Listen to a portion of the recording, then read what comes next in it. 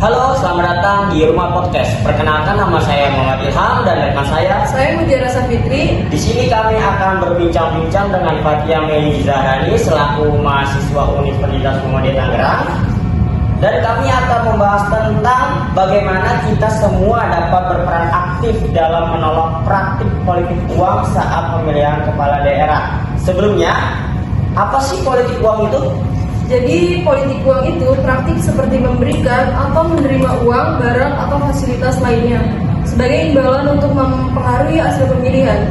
Ini merusak integritas demokrasi dan mengabaikan kepentingan masyarakat atau bisa disebut serangan fajar. Merupakan istilah populer dari politik uang berdasarkan pasal 515 dan pasal 523 ayat 1 sampai 3 Undang-Undang Nomor 7 Tahun 2017 tentang pemilu dan pasal 187A ayat 1 dan 2 Undang-Undang Nomor 10 Tahun 2016 tentang pilkada, bahwa bentuk serangan fajar tidak terbatas pada uang. Tapi ada aturan mengenai bahan kampanye yang diperbolehkan oleh KPU dan bukan termasuk dalam serangan fajar. Dijelaskan secara rinci pada pasal 30 ayat 2 yang berbunyi bahan kampanye dalam bentuk selembaran atau flyer, brosur, pamflet, poster, stiker, pakaian, penutup kepala, alat minum atau makan, kalender, kartu nama, pin, dan atau alat tulis. Dampaknya juga ada. Prinsip pemilihan umum adalah jujur dan adil. Serangan fajar merupakan tindak pidana yang bertolak belakang dengan nilai jujur karena bertujuan memberi suara atau mempengaruhi kita agar mengubah pilihan sesuai dengan pilihan pemberi. Yang pertama itu ada seperti kerugian selama 5 tahun atau selama masa jabatan pemberi serangan fajar berlangsung. Karena janji-janji manis politik belum tentu dapat dipengaruhi jika pemberi serangan fajar hanya memikirkan kepentingan diri dan kelompoknya sendiri.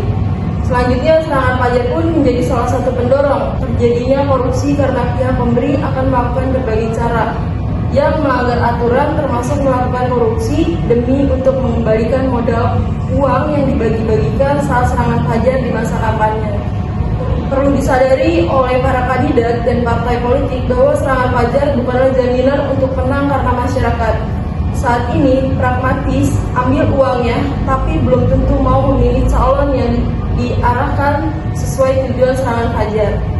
Jadi kenapa menolak politik uang itu penting? Yang pertama, politik uang menguntungkan hanya segelintir orang, bukan kepentingan masyarakat luas. Yang kedua, ingin mengaburkan visi pemimpin yang seharusnya melayani rakyat, bukan kepentingan pribadi. Yang ketiga, masyarakat yang menolak politik uang memastikan pemimpin yang terpilih berkomitmen pada kepentingan bersama. Politik juga, uang sepertinya sudah lama sekali ya menjadi masalah dalam pesta demokrasi di Indonesia ini. Praktik ini sudah tidak hanya merugikan proses demokrasi itu sendiri, tetapi juga bisa merugikan masyarakat yang seharusnya mendapat pemimpin yang berkualitas dan tanggung jawab. Jadi, seperti halnya meningkatkan peran dan partisipasi masyarakat dalam menolak politik uang, merupakan langkah awal yang sangat penting. Masyarakat pun harus diberdayakan untuk mengetahui hak dan kewajibannya. Saat memilih pemimpin, mereka harus banget menyadari bahwa memilih pemimpin yang bersih dari politik uang adalah hak yang harus dipertahankan. Salah satu cara untuk meningkatkan peran dan partisipasi dalam masyarakat juga adalah melalui pendidikan politik. Masyarakat pun harus diberikan pemahaman yang jelas tentang bahaya politik uang dan pentingnya memilih pemimpin berdasarkan integritas dan kompetensi, bukan berdasarkan uang. Selain itu, partisipasi masyarakat juga dapat ditingkatkan melalui kampanye-kampanye anti politik uang. Organisasi masyarakat sipil dan media massa dapat berperan penting dalam mengkampanyekan pesan-pesan anti politik uang kepada masyarakat luas. Demikian, kesadaran masyarakat akan bahaya politik uang akan semakin meningkat. Pemilihan kepala daerah juga sebuah momen yang penting dalam kehidupan demokrasi dalam sebuah negara. Cuman, sayangnya praktik politik uang masih sering terjadi dalam pemilihan tersebut. Politik uang merupakan praktik korupsi yang merugikan demokrasi karena suara rakyat menjadi tidak otentik dan dijual kepada calon yang paling memberikan uang.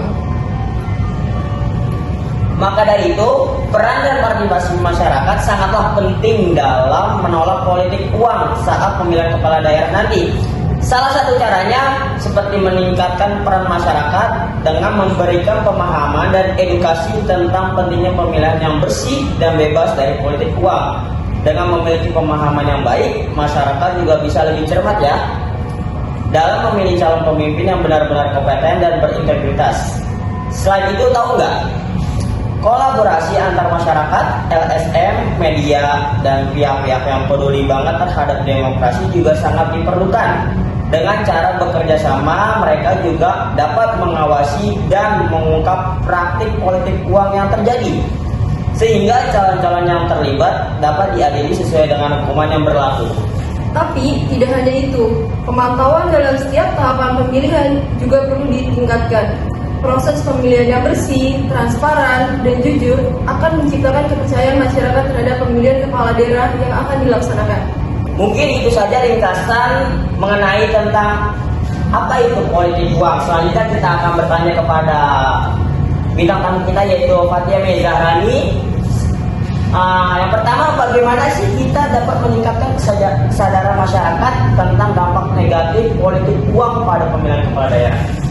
Ya, untuk meningkatkan kesadaran masyarakat tentang dampak negatif politik uang pada pemilihan kepala daerah, kita dapat menyelenggarakan kampanye penyuluhan secara luas melalui seminar, lokakarya, dan media massa. Mengundang pakar, akademisi, dan tokoh masyarakat untuk berbicara tentang risiko politik uang juga dapat membantu. Seperti mengedukasi seperti itu ya? Ya. Oke. Selanjutnya, apa saja sih langkah konkret yang dapat diambil oleh individu untuk menolak praktik politik uang itu? Langkah konkret yang dapat diambil oleh individu untuk menolak praktik politik uang antara lain adalah dengan memilih calon berdasarkan integritas, visi, dan program kerja yang jelas. Menjadi pengawas pemilu sukarela, melaporkan praktik politik uang, dan mendukung kampanye yang transparan dan bersih juga merupakan langkah yang efektif. Kan ini kan sekarang di zaman media ya, media sosial. Saya ingin bertanya, bagaimana sih peran media sosial dalam mengedukasi masyarakat tentang pentingnya memilih berdasarkan visi dan program, bukan imbalan finansial itu? Media sosial memiliki peran penting dalam mengedukasi masyarakat tentang pentingnya memilih berdasarkan visi dan program, bukan imbalan finansial. Dengan menyebarkan informasi yang faktual dan mempromosikan diskusi yang sehat. Menggalang kampanye online untuk mendukung kandidat berintegritas dan menentang politik uang juga dapat dilakukan. Selanjutnya nih, apa saja sih tindakan yang dapat diambil oleh calon-calon kepala daerah nih nanti nih untuk memastikan kampanye mereka tuh bebas dari politik uang? Calon kepala daerah dapat mengambil beberapa tindakan untuk memastikan kampanye mereka bebas dari politik uang, seperti menetapkan kode etik kampanye yang melarang penerimaan sumbangan yang bersifat mempengaruhi, meningkatkan transparansi sumber dana kampanye, dan berkomitmen untuk hanya menerima sumbangan dari individu atau kelompok yang mematuhi peraturan. Oke, mungkin ini pertanyaan terakhir dan banyak yang mempertanyakan ini. Bagaimana sih kita tahu atau dapat memastikan penggunaan dana kampanye itu dilakukan secara transparan? Untuk memastikan penggunaan dana kampanye dilakukan secara transparan, calon kepala daerah dapat membuat laporan keuangan kampanye yang terbuka untuk publik dan diperiksa secara independen, mematuhi semua regulasi terkait penggunaan dana kampanye, dan menjelaskan setiap pengeluaran yang dilakukan juga penting untuk menjaga integritas dan kepercayaan masyarakat. Baik, jadi buat mengakhiri podcast kali ini, mari kita semua bersatu dalam menolak politik uang dan menciptakan pemilihan kepala daerah yang bersih dan demokratis. Peran dan partisipasi masyarakat sangatlah penting dalam memastikan bahwa kita mendapat pemimpin yang terbaik untuk masa depan bangsa.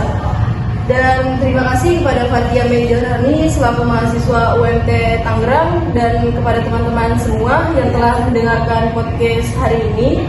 Sampai jumpa di episode selanjutnya. Jangan lupa untuk selalu berpikir aktif dalam menolak politik uang. Selamat berjuang.